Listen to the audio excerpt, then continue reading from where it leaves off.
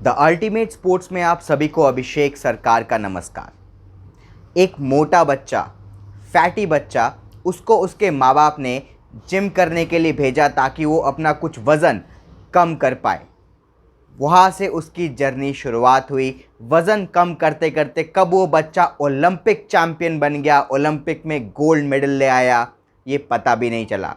आज मैं आपको कहानी सुनाऊंगा भारत की आन बान और शान Olympic gold medalist Neeraj Chopra की। तो दोस्तों, नीरज चोपड़ा की कहानी सुनने के लिए अगर आप भी नीरज चोपड़ा के फ़ैन हैं, आप भी इंडिया की शान के फ़ैन हैं, तो ये वीडियो एंड तक देखिए, क्योंकि नीरज चोपड़ा की पूरी कहानी, कैसे उनकी जर्नी स्टार्ट हुई और कैसे उन्होंने ओलंपिक में गोल्ड मेडल जीता, किस किस लोगों ने उनका साथ दिया, ये सब कुछ मैं इस वीडियो में बताऊंगा। तो हमारे साथ अंत तक बने रहिए और हमारे चैनल को सब्सक्राइब करना बिल्कुल मत भूलिएगा, क्योंकि स्पोर्ट्स के बारे में ऐसे ही अनोखी जानकारियाँ मैं आप तक लेके आता रहता हूँ। तो दोस्तों, हमारे साथ एंड तक रहिए और हमारे चैनल को सब्सक्राइब कीजिए। तो दोस्तों, हम सारे वेट कर रहे थे कि टोक्यो ओलंपिक्स में क्या इंडिया को कभी गोल्ड मेडल मिल पाएगा। स्टार्टिंग से लेके बहुत दिन बीत गए, 10 दिन बीत गए, 11 दिन बीत गए। हम सब सोचते रहे कौन ऐसा खिलाड़ी होगा जो इंडिया को टोक्यो ओलंपिक्स में गोल्ड मेडल दिला पाएगा। गोल्ड मेडल दिलाने के लिए संघर्ष किया नीरज चोपड़ा ने। नीरज चोपड़ा का वो जैवलिन फेंका नीरज चोपड़ा ने 87.78 मीटर, और नीरज चोपड़ा ने भारत को गोल्ड मेडल दिला दिया टोक्यो ओलंपिक्स 2020 में। नीरज चोपड़ा दूसरे ऐसे इंडिविजुअल खिलाड़ी हैं जिन्होंने भारत को गोल्ड मेडल दिलाया। सबसे पहले थे अभिनव बिंद्रा, शूटिंग आपको याद होगा। सेकंड खिलाड़ी अब जैवलिन थ्रो, एथलेटिक्स से आए हैं नीरज चोपड़ा। गोल्ड मेडल जीतते ही नीरज चोपड़ा पे पैसों की बौछार हो गई है। कोई 6 करोड़ दे रहा है, कोई 2 करोड़ दे रहा है, कोई एसयूवी गाड़ी दे रहा है, कोई इंडिगो में सारी ज़िंदगी के लिए फ़्लाइट फ्री दे रहा है। ऐसे बहुत कुछ प्राइजेज़ उनके लिए अनाउंस किए गए हैं। पर आखिरकार उनकी जर्नी क्या रही, उन्होंने कहाँ से शुरुआत किया, कैसे ये जर्नी स्टार्ट हुई उनकी, तो ये मैं अभी आपको बताता हूँ। नीरज चोपड़ा वो हरियाणा में पानीपत के पास एक छोटे से गाँव से आते हैं। वो नॉर्मल बच्चों की तरह ही थे, जैसे हर एक बच्चा अपने नानी के घर जाता है, उसको घी में चुपड़ी हुई बिल्कुल रोटी मिलती है, एकदम घी में लिपटी हुई चूरमा मिलता है उसको मक्खन खाने का शौक़ होता है, उसको पेड़ों से आम तोड़ने का शौक़ होता है, वो नदी में डुबकी लगाता है, वहाँ पे नहाता है और अपने दोस्तों के साथ कई सारी बदमाशियाँ करता है। नीरज चोपड़ा की सबसे बड़ी प्रॉब्लम ये थी कि नीरज चोपड़ा खाने के बहुत शौकीन थे। वो जी भर के घी मक्खन खाते थे, यार कि रोटी में जब तक घी मक्खन ना लगे उनका खाना हज़म नहीं होता था। पर धीरे धीरे उनकी कैलोरीज बढ़ती गई और नीरज चोपड़ा मोटे होते गए। जैसे ही नीरज चोपड़ा मोटे होने लगे, उनके माँ बाप के पास एक ही सोल्यूशन था उनके पतले होने का, कि अब आप जिम जाओ, जिम जाके आप थोड़े पतले हो जाओ। नीरज चोपड़ा खांद्रा गांव से आते हैं, जो कि पानीपत से 15 किलोमीटर दूरी पे था। खांद्रा गांव में खाली एक ही जिम था जहां पे नीरज चोपड़ा जाते थे, पर कुछ कारणों की वजह से खांद्रा गांव में वो जिम बंद हो गया। फिर नीरज चोपड़ा को 15 किलोमीटर दूर पानीपत जाना पड़ा। पानीपत के एक जिम में उनको ट्रेनिंग करनी पड़ी, पर उनको क्या पता था पानीपत का वो जो जिम है वो नीरज चोपड़ा की ज़िंदगी बदलने वाला है। दरअसल एक दिन क्या हुआ कि नीरज चोपड़ा पानीपत के शिवाजी स्टेडियम में जॉगिंग कर रहे थे, क्योंकि उनको तो अपना वज़न कम करना था। वहाँ पर ही उनके ऊपर नज़र पड़ी एक और एथलीट, एक और महान एथलीट जय चौधरी की, जिनको कि जयवीर भी कहा जाता है। फिर क्या हुआ, जय चौधरी गए उनके पास। जय चौधरी को कुछ तो दिखा होगा नीरज चोपड़ा में, क्योंकि जय चौधरी ने जाते ही नीरज चोपड़ा को कहा कि ये जैवलिन पकड़ो और इसको फेंक के दिखाओ। नीरज चोपड़ा को समझ नहीं आया। नीरज चोपड़ा भागे और उन्होंने जैवलिन फेंक दिया। उस समय 35 से 40 मीटर की दूरी तय की होगी नीरज चोपड़ा ने, पर जय चौधरी को ये पता लग गया कि ये बंदा जैवलिन फेंक सकता है। जय चौधरी ने खुद एक इंटरव्यू में कहा कि जब नीरज चौधरी ने 35 से 40 मीटर फेंका, वो फर्स्ट टाइमर के लिए अच्छा था, पर बहुत अच्छा नहीं था। पर फेंकने का जो स्टाइल था नीरज चोपड़ा का, उससे जय चौधरी समझ गए थे कि ये जो छोटा लड़का है ये जैवलिन फेंक सकता है। ये 2010 की बात है।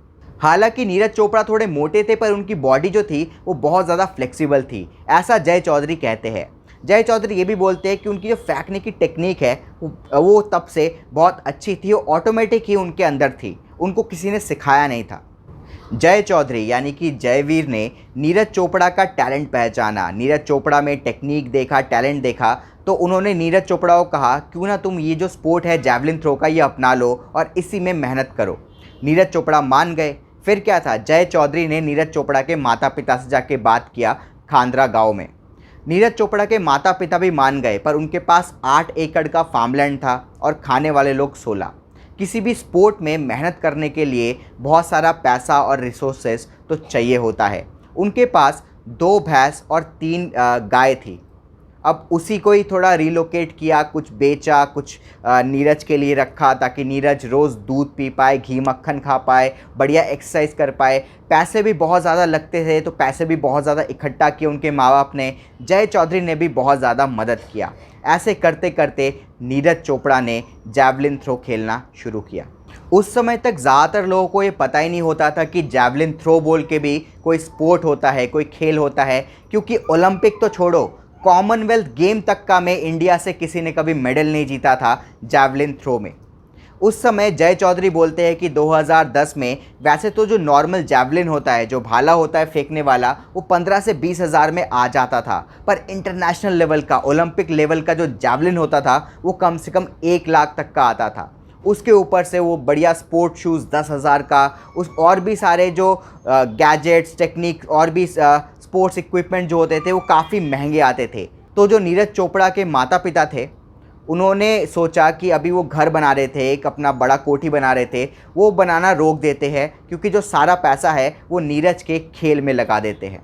इसके बाद नीरज चोपड़ा इतना बढ़िया जैवलिन थ्रो करने लगे कि जय चौधरी और नीरज चोपड़ा को दोनों को पंचकूला भेजा गया।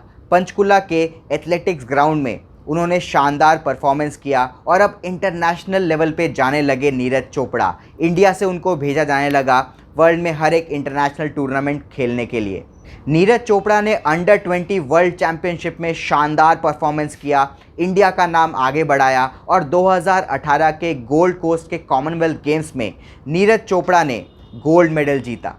कॉमनवेल्थ गेम्स में शानदार परफॉर्मेंस के बाद नीरज चोपड़ा को हरियाणा गवर्नमेंट ने 1.5 करोड़ का इनामी राशि देने का ऐलान किया और भी बहुत सारे स्पॉन्सर्स मिले, उनको बहुत सारा पैसा मिला, जिससे कि उन्होंने ऑस्ट्रेलियन कोच रखा, जर्मन कोच रखा, उन्होंने उनके टेक्निक पे काम किया, नीरज चोपड़ा के टेक्निक पे काम किया और उनको और ज़्यादा बेहतर एथलीट बनाया।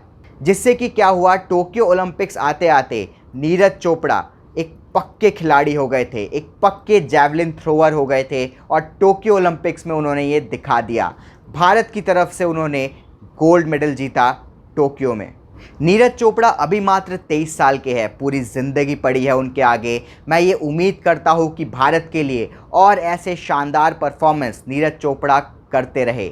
एशियन गेम्स हो, कॉमनवेल्थ गेम्स हो, ओलंपिक हो, वर्ल्ड चैंपियनशिप हो, नीरज चोपड़ा भारत का झंडा सबसे ऊपर रखे। कोई भी खिलाड़ी हो, कोई भी एथलीट हो, उनकी ज़िंदगी इतनी आसान नहीं होती। नीरज चोपड़ा की लाइफ में भी बहुत सारी इंजरीज़ आई, बहुत सारे चोटें आए, पर उन सब को उभर के, उन सब से उभर के, वो सारे स्ट्रगल्स को हटा के, ऑब्स्टेकल को दूर करके नीरज चोपड़ा ने ओलंपिक में गोल्ड मेडल जीता। गरीबी से लड़के, साधनों की कमी से लड़के नीरज चोपड़ा आगे बढ़े। नीरज चोपड़ा ने हार नहीं मानी। नीरज चोपड़ा उस दौर में थे जब इंडिया से कोई जैवलिन थ्रो फेंकने के बारे में, ओलंपिक लेवल पे जैवलिन थ्रो फेंकने के बारे में सोच भी नहीं सकता। वहाँ पे जाके नीरज चोपड़ा गोल्ड मेडल जीत के आए हैं। नीरज चोपड़ा को पूरे हिंदुस्तान की तरफ से सैल्यूट। और ऐसे वीडियोस देखने के लिए सब्सक्राइब करें हमारे चैनल को। जय हिंद।